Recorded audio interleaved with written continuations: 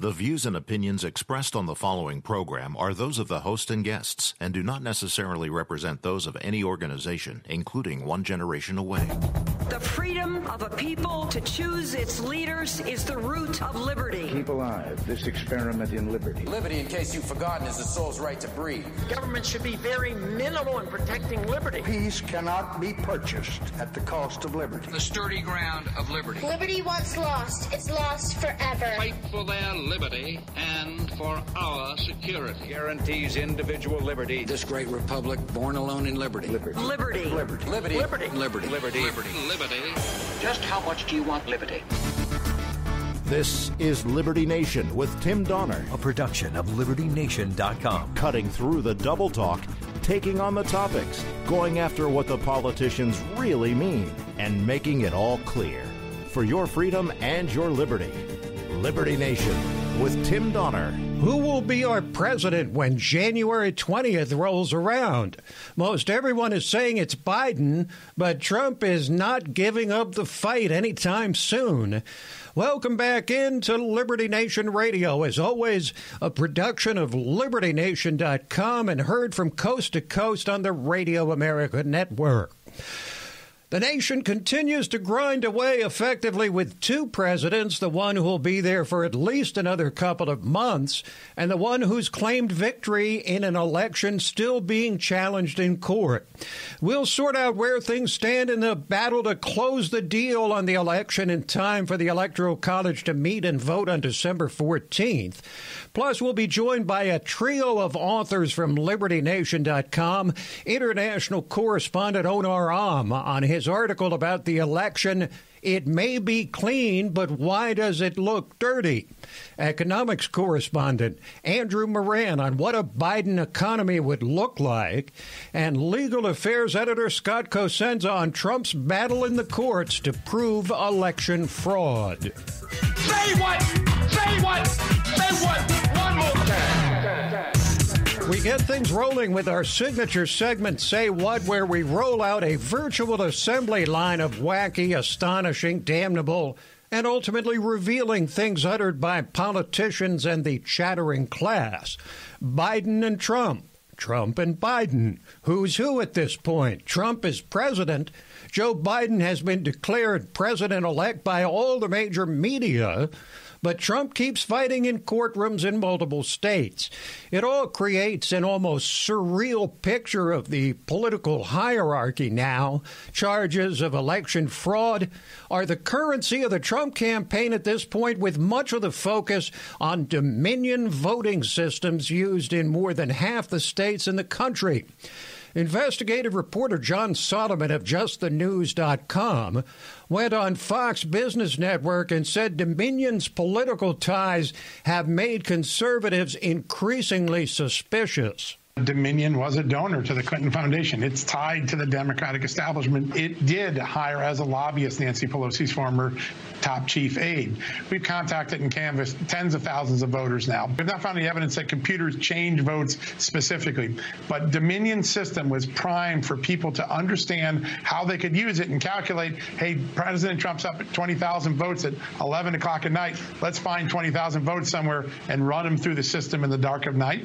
That is a scenario that when we talk to voters, election observers, even some city election workers in Philadelphia and Detroit, that appears to be a realistic scenario. And the woman who, along with Rudy Giuliani, is heading up the president's legal team, Sidney Powell, went a step further on Dominion with a remarkably bold claim.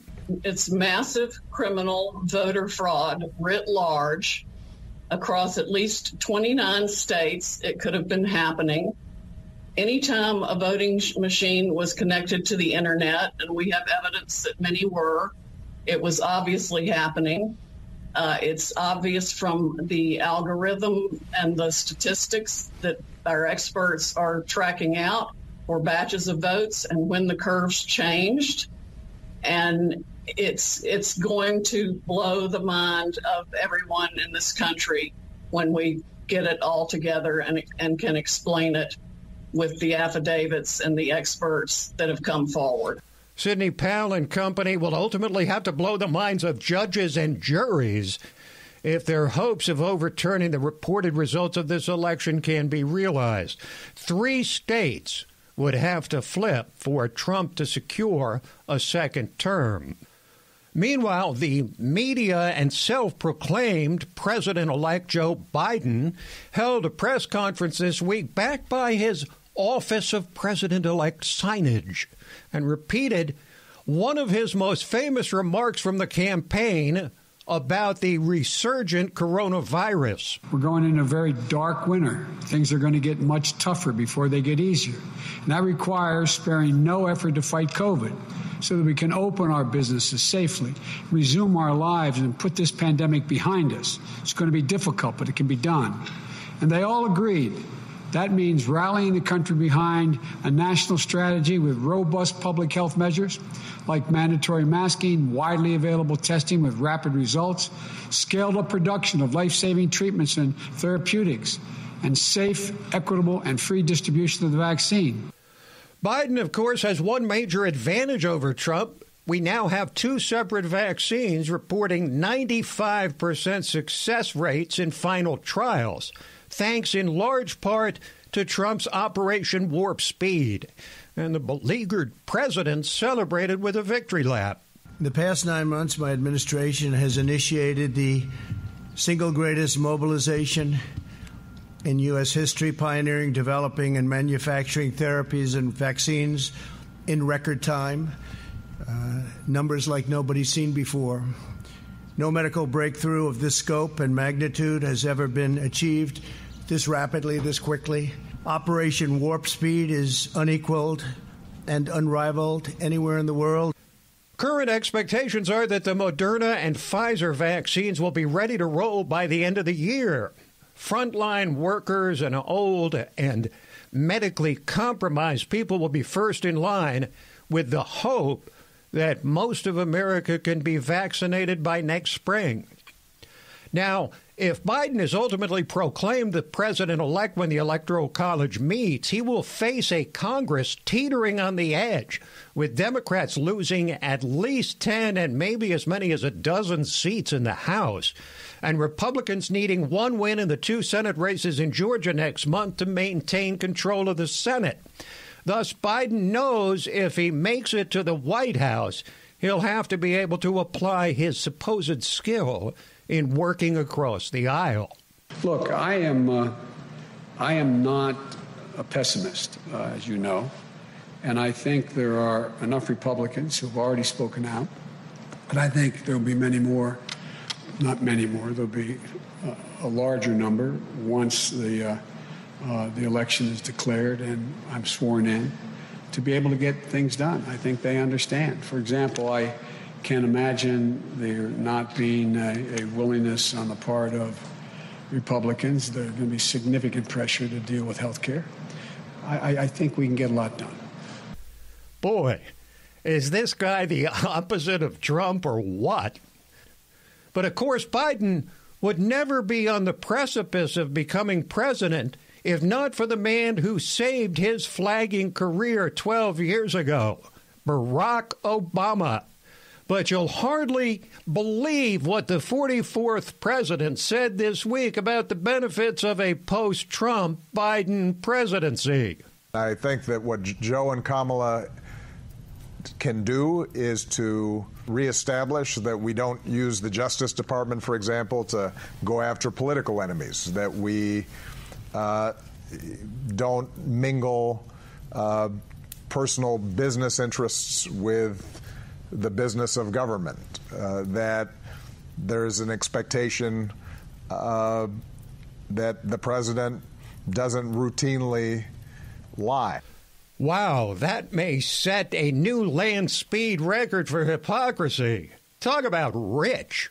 Obama says that unlike Trump, Biden won't use the Justice Department against his enemies, after his own Justice Department tried every trick in the book to dismantle the Trump candidacy in 2016 and then his presidency. And he said Biden won't mingle personal business interests with the interests of government, when we know for a fact from that laptop in the Delaware computer store that that was exactly what Biden's been doing for years, if not longer. And lies? How about saying he would ban fracking about a dozen times in the primary campaign and then claiming he never said it? Imagine if the media held Biden to even 1/10 of the standard to which they hold Trump. Quick break, and then we'll return to consider a compelling question. This election may be clean, but why does it look dirty? Liberty Nation with Tim Donner.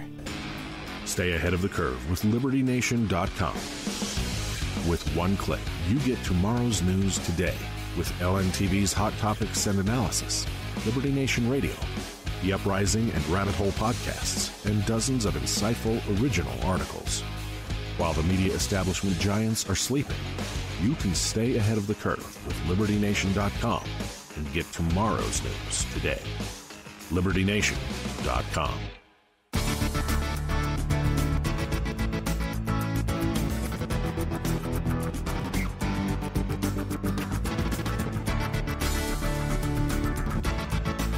We believe that all men are entitled to blessings of liberty. This is Liberty Nation with Tim Donner. Well, it may turn out that former Vice President Joe Biden wins the 2020 presidential election fair and square. However, the Democrats have behaved as if they are guilty. It could be a clean election, but it happens to look like it would if it were rigged. Those the words of LibertyNation.com international correspondent Onar in an article entitled, "It May Be Clean, but Why Does It Look So Dirty?" And Onar joins us now from his native Norway. Hello, Onar. Hey there, Tim. Good to have you back. So you write that Biden, the Democrats, and the legacy media have done everything in their power to label anyone who has worries about election integrity as conspiracy theorists and extremists who are trying to steal the election. Does this behavior prove the Democrats' guilt? Or does it just prove that anything but an immediate concession from the reviled 45th president is flat out unacceptable? I think that if there was no indication of any voting problems, no issues with the election, then they would have been right to call this a conspiracy theory and so forth. But there's such obvious evidence of election problems and irregularities that when they simply dismiss it, it makes them look guilty. Now, you also write, while disparaging the president for ignoring the experts, the Democrats chose to dismiss the same experts who said that voting in person was safe. There may have been an innocent reason for this, but it sure looks like they were preparing for massive fraud. How so? Well, if there's actually no medical reasons for mail-in voting, then you have to ask, why did they push for it? I mean, Dr. Anthony Fauci, the face of the coronavirus expertise, he said that, well, if you can safely go to Walmart, you can also safely vote. Just be careful about mask usage and social distancing and hand hygiene, then it will be okay. And so they say, listen to the experts. That's what the Democrats keep on saying. Well, here's an expert, the foremost expert, who basically said mail-in voting is not necessary, but they still insisted on it. And then you have to ask why. The only rational explanation to that, if they're not concerned about health issues, is that it makes it easier to cheat. So it looks like they're setting it up so that they can hide massive voter or election fraud. Now, you also write about shy Trump voters, saying that pollsters underestimated how many people lied about voting for Trump even more than in 2016, and that they needed to switch some 2.7 million votes to effect a Biden victory. So who were these shy Trump voters, and how do we know there were more than anticipated? Well, let's first start with how we know that there were more than anticipated. In 2016, the polling companies conceded that there was a shy Trump vote that they weren't able to catch. And in this election, they adjusted for that. In other words, they had actually in the polls added on a certain percentage, which was supposed to compensate for the shy Trump vote. But on election day, when the exit polls were 5% off on average, roughly speaking. So how can you be 5% off, which is outside the error bars of the polls, unless there was a shy Trump vote that you weren't able to catch? So basically, we know for a fact that there was a shy Trump vote. And now we also know who they were, because now they're starting to tell us that the shy Trump vote was white, college-educated voters, Trump voters. They were the ones that were lying about voting for Trump, because they are in fields with other college-educated people, and it's in the universities that you have the most radicalized leftists. So if you are college educated and you work with other college educated Democrats, you're most likely to be surrounded by hateful people who want to destroy your life if you vote for Trump. If you're just an ordinary Trump supporter, you're probably living in a neighborhood with other people who think like yourself, and you're not so worried about it. Before we let you go, I want to talk briefly about another piece, a compelling piece that you've written entitled, "What is Trumpism?" How do you define it? And can Trumpism last beyond his presidency? I think that the president has actually defined in one sentence very simply what Trumpism is. It's America first. So if you only have one sentence to say it, that's it. But there's more to it than that. It is that he fights. Like when Donald Trump came on the scene in 2016, people said, "Oh, he's so rude," and the Trump supporters said, "Yes, but he fights." But he lies all the time. Yes, but he fights. But we can't trust him. Yes, but he fights. So people were so tired of spineless, backstabbing Republicans who told something when they were running for election, and the moment they got in office, they turned their back on their voters. Or if you just call them racist, they just give up immediately. Now, this is precisely the reason that people voted for him, that he's fighting. If this had been any other typical Republican, he would have said, "I concede." And that's precisely why they didn't want to vote. They don't want to vote for noble losers. And who can replace him? I mean, can it live on beyond that? It depends. If you have someone who just talks the talk, that they're not willing to fight, then Trump cannot be replaced. But if they show the willingness not to back down, that they're willing to fight, then there's a good chance that there can be life after Trump, so to speak. Penetrating stuff as always. Onar, thanks for joining us. Thank you. From Norway, Onar, international correspondent for LibertyNation.com. Stay right there, because we'll be back to discuss the economic impact of a prospective Joe Biden presidency. Liberty Nation with Tim Donner.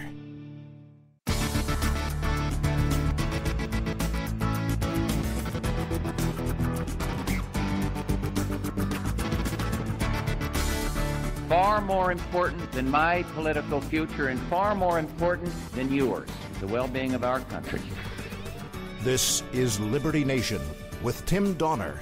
If President Trump was going to win the 2020 election, he would have needed to do it on the strength of an economy which was chugging along in fine shape until the coronavirus hit, and which has shown surprising strength in bouncing back from COVID-19's staggering economic consequences, though this third wave of the virus promises to pack a wallop. But according to what we've been told, 5 million more people have voted against Trump than for him. and his path to a second term is a long shot. So it looks like the voters might well receive what they voted for, a Joe Biden economy. And just what would that likely look like? Joining us to answer that question is the man on all things economic, fiscal, and incomprehensibly geekish, LibertyNation.com economics correspondent Andrew Moran. Welcome back, Andrew. Thank you. As always, that's a great entrance for me. I appreciate that. I take a while trying to put that together, but Andrew, what would be the most immediate impact on the economy of a Joe Biden presidency?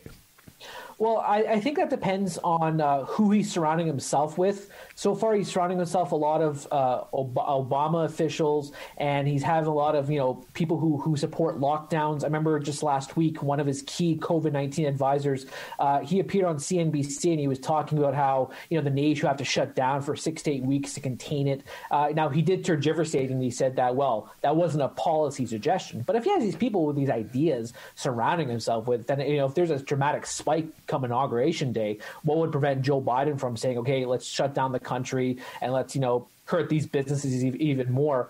But I think if he's able to get a lot of the fiscal stimulus passed that he wants, and he wants to spend more, then I think the economy, will be fine in the short term. Because if you look at all the data and the way the markets are performing, they really need that stimulus, both monetary and fiscal. Without it, the trading wheels are just going to come off, and they're going to fall off the fiscal cliff. Now, Trump was saying the stock market would collapse if Joe Biden was elected, but the markets held up well. What do you surmise in the reaction of markets to Biden's apparent victory? Well, I don't think it's so much that the markets were cheering Joe Biden. I think they were cheering based on the fact that there's more certainty that Joe Biden is going to win. There isn't going to be this political chaos. We're not going to be fighting in the streets. Well, at least on a widespread scale.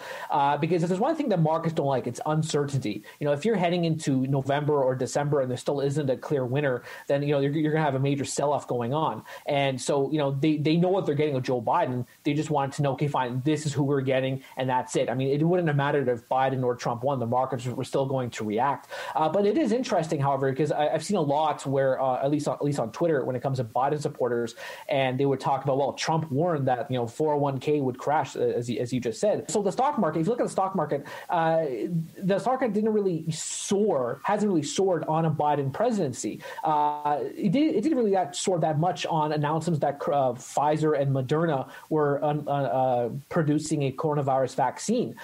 So the markets, you would expect that the markets would soar 2,000 points, over every single day with those vaccine announcements, but that doesn't happen. And that to me suggests how weak the economy is right now because of the coronavirus pandemic, and then all these businesses shutting down, retailers are closing, shoppers are staying home. Nothing's really going on. So you need even more stimulus from the Fed, from Congress, in order to keep the thing going on. I would say, however, to look at gold and silver markets, they can provide a good example or a good measurement of what could happen.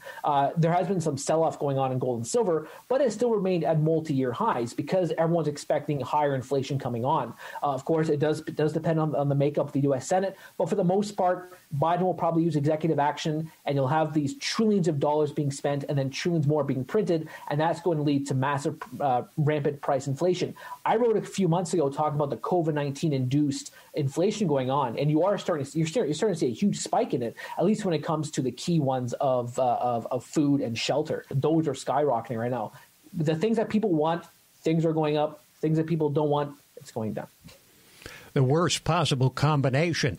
Now, Andrew, there will obviously be large tax increases proposed by Democrats in the White House and the House of Representatives.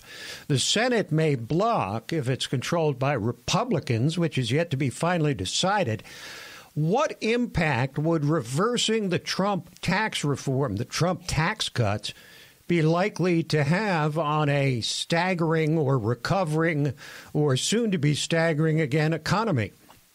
Well, one of the main reasons that Trumponomics was such a success and why the financial markets popped and why the economy grew at a remarkable pace was because of the tax cuts. At first, I was skeptical. I thought it was just reshuffling of the deck chairs and it wouldn't really too much growth, but.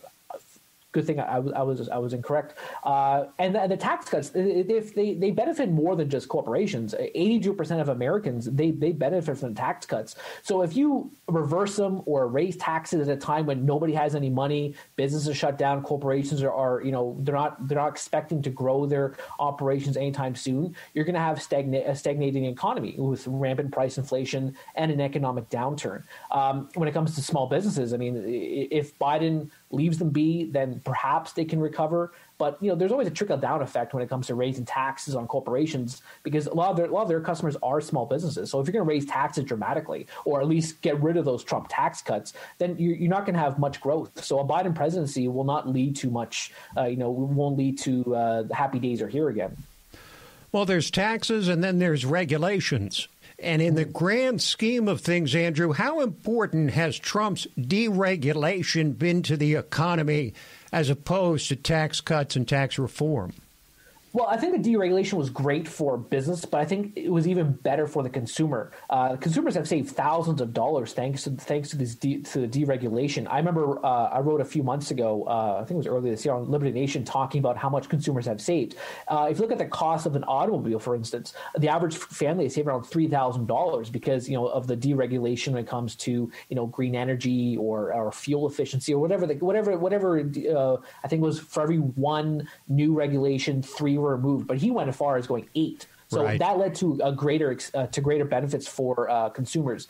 And I was researching a couple of weeks ago on this, and even the federal government saved money on deregulations because I think the average department saved around $18 billion in regulatory cost savings because they had less of of slapping these fines on, investigating problems, having more manpower. So the deregulations benefited everybody except Trump's opponents. Because then this wouldn't lead to economic growth, and then they could be happy saying, economy's suffering, and Trump's evil, and Trump's Hitler, and all that stuff. Well stated. Finally, Andrew, how big a challenge does COVID-19 now in a third wave continue to present to the economy? Well, I think Pennell Bird, who seems to be the COVID correspondent at Liberty Nation, he's written extensively on this, talking about how destructive it's been, how it's been more destructive, the response to it, than actually the virus has been to everybody, corporations, small businesses, households, everyone is suffering from it. The coronavirus vaccine, Pfizer said it's 95% effective. Moderna says it's 94% effective. But, will it be that good? I mean, will people want to take it considering how new it is? If there has been that extensive research, are there going to be side effects? So a vaccine isn't the panacea that we all expect it to be.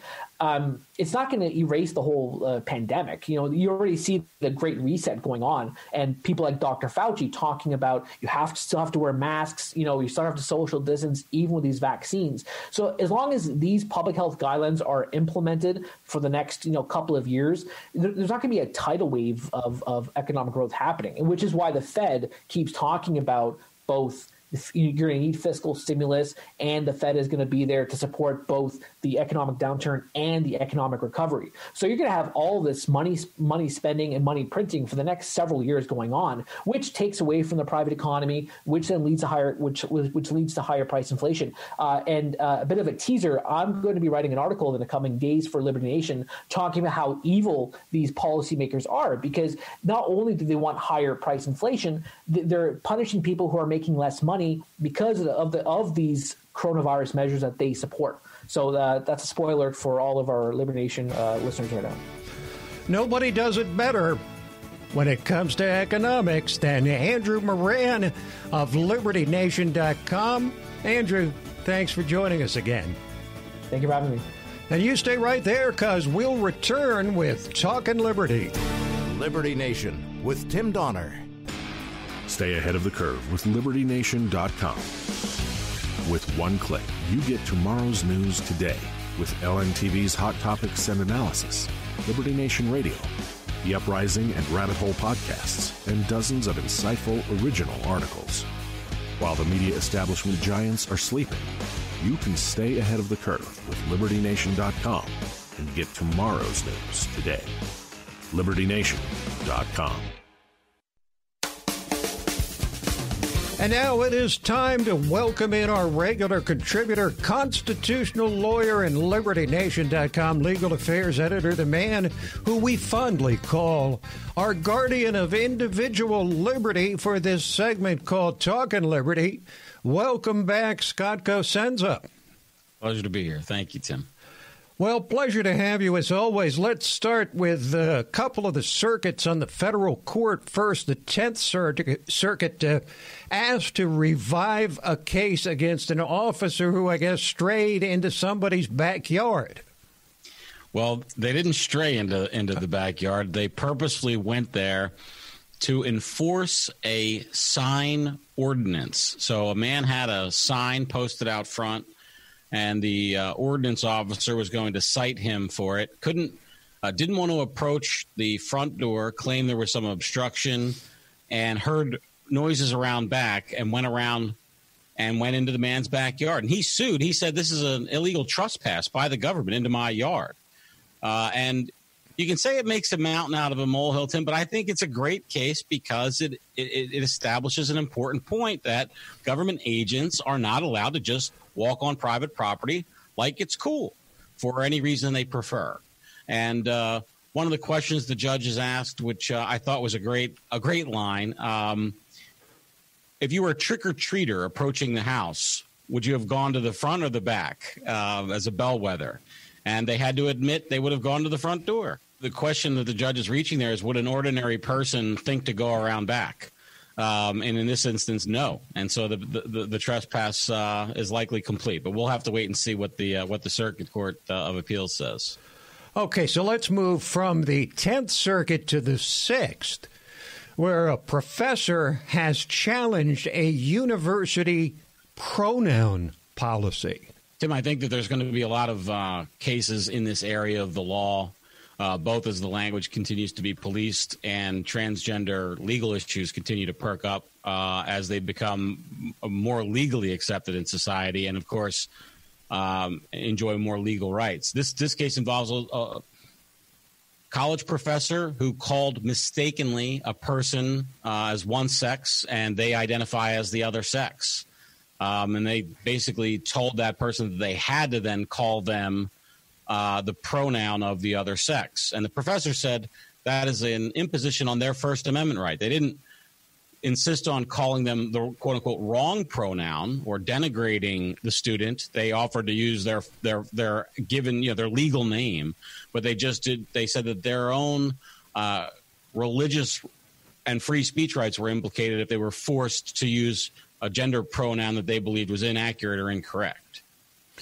This is what it's come to, huh? Suing people over the wrong pronoun. When you first read the case, you think, oh, what a horrible ogre to not grant, this person who's struggling with their gender identity their due. But then you read into the facts, and that the professor tried to accommodate the wishes of the student within the confines of their own religious whatever. And it seems like it was a case almost like the gay baker cases where they were designed not to get a cake, but to make hay about some person's religious beliefs, sincerely held religious beliefs. And that seems like that's the case here. But we'll see. Even if that is the case, Tim. In other words, they may be some imposition there, but the courts may still rule that it's within the bounds of the college's rights to impose on their employees free speech rights. Let's recall that while he has free speech rights, he is an employee of a university, and they have to be able to do their job. So we'll have to see. What about if it's a public university as opposed to a private one? Does that change it? Oh, 100%. It changes it. Yeah, it's from 0 to 100. The public university must honor the free speech rights of its employees and attendees, and the private university has no requirement to do so. I think that's an important distinction that's lost on a lot of people. Okay, Scott, well, federal executions have been something of an issue in recent years. There weren't almost any of them for a long time, and then a few under the Trump presidency to date. Apparently, these executions are on track, but the D.C. Circuit has flagged some legal errors.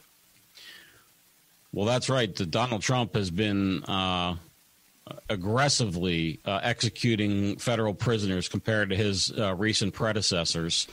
And in this case, they're doing so or planning to do so without a prescription for the medication. And, of course, it kind of sounds absurd that you would need a prescription for medication that's designed not to medicate but to kill.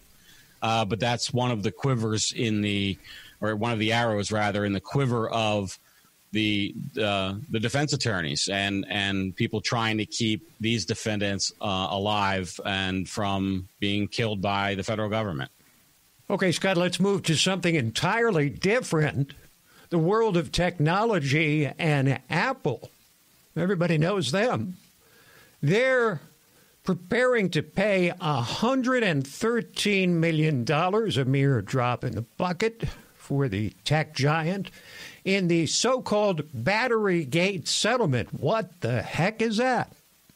Well, Tim, there's all that speculation that when the new phone comes out, the old phone that used to be the top of the line, all of a sudden just runs a lot slower. Well, guess what? It's not your imagination. It's real. They did it, and now they're paying for it. Well, they shouldn't they? I mean, in other words, I buy a phone this year, or let's say I bought one in 2015, and it was working fine for a couple of years, and then the next version comes out, and suddenly mine doesn't work properly anymore. Isn't that pretty much what this is all about? Some people might say that that's just justice for people who buy Apple products. I won't say it myself, but I've heard that online. You won't say. The West Virginia Supreme Court has rejected anything goes traffic stops, which means what? What it means is that they have changed the rule by which they were essentially allowing mistakes of the law to pass for valid stops. And so if in the case in question, the police officer saw somebody stumbling away from a car and basically caused that person to be arrested for a DUI. But they never saw that person operating a motor vehicle, which, of course, is one of the preconditions to that kind of a charge. And previously, under valid West Virginia precedent, that an honest mistake of the law would have been okay to overcome a challenge to the arrest. The court is no longer going to cotton those kinds of mistakes, and I don't think they ever should have, and they definitely shouldn't going forward. I think it's a great win for liberty. Tim, I've often been asked about open carry laws and talking about police often don't know how to react to that. And just the correct way for police officers to act is only enforce the laws that you understand. Certainly there are voluminous laws on the books, and we don't expect them to understand and know all of them. But we do expect and demand that they know the ones they plan on enforcing against the citizenry. Well, no one can ever accuse Scott Cosenza of not bringing individual liberty down to the level where it applies to everybody. Traffic stops. Everybody is affected by that. Thank you, Scott. Thanks, Tim. Scott Cosenza, legal affairs editor at LibertyNation.com. This program, Liberty Nation Radio, and LibertyNation.com's own podcasts, The Uprising, hosted by Scott, and The Rabbit Hole, Politics and Prose with Mark Angelides, all available on demand at LibertyNation.com and from fine podcast providers everywhere.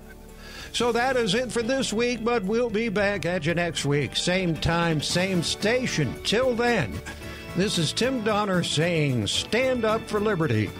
And we'll see you next time on Liberty Nation Radio.